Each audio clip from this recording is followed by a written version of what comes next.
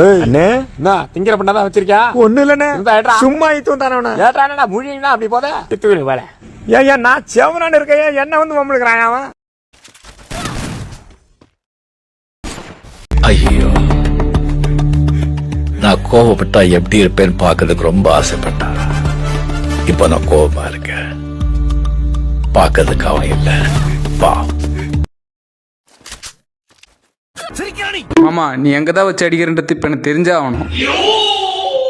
Bathroom மொழியில camera ஏதாவது வச்சு பாக்குறானா? எங்கேயோ பார்த்திருக்கேன்னு சொன்னீங்க. இன்னுமா என்ன தெரியல.